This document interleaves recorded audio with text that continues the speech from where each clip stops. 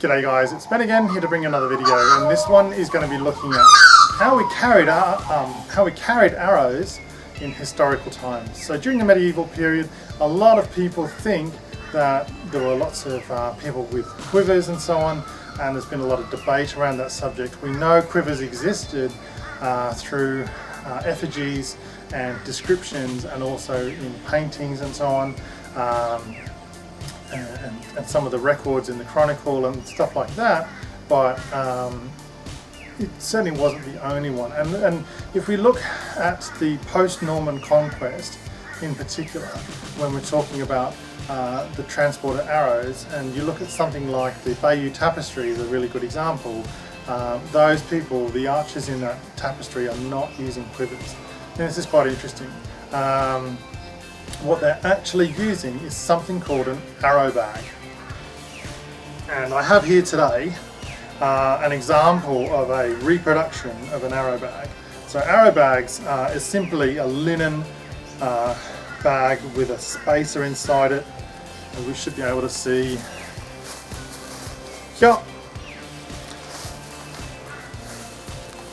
And the advantage of the spacer is that I could carry different arrows for different purposes in a bag, and know that I can retrieve those arrows when I needed them. So for example, I might want to carry 6 bodkins, I might want to carry some chippet and broadheads, but I also may want to carry, hypothetically, a rope cutter or something, whatever that might be.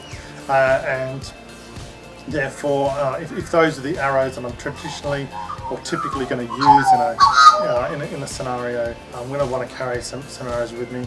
Arrows are obviously something that in a defensive position would be stockpiled around where they're most likely to be used, such as the walls and of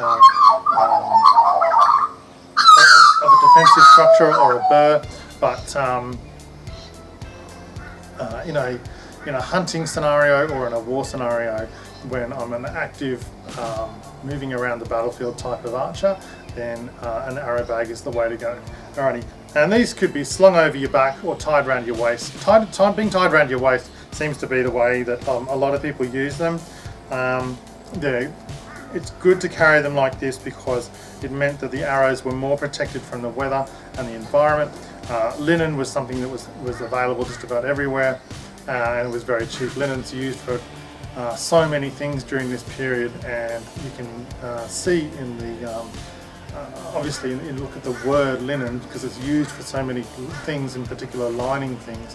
Lining, linen, there's an obvious correlation there. So the one thing that I will say about this particular arrow bag, I did find the price a bit expensive, and so I bought these on eBay. I'm not sure if they're available through, do they have a brick and mortar store? I'm not exactly sure, or a website, but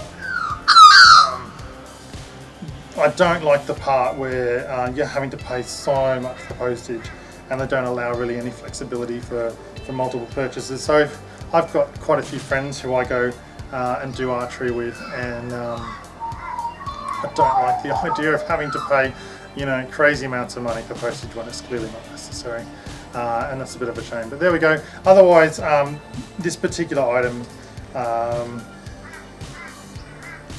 it's a quality product. I expect this is going to last for a long time. There's no signs of wear and tear on it, although I haven't really used it that much yet, to be honest.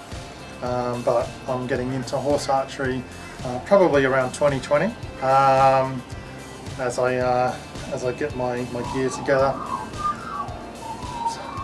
and pick up a bit of experience on a horse. So we'll see how that goes. Well, thanks for watching. If you enjoyed this video, please click the like button. We'll be building this channel approximately 1 or 2 videos every day, so hopefully achieving as many as 10 videos a week that we'll be publishing up on YouTube. We will soon be covering all types of topics across the whole medieval period, from weapons to religion to culture to dress.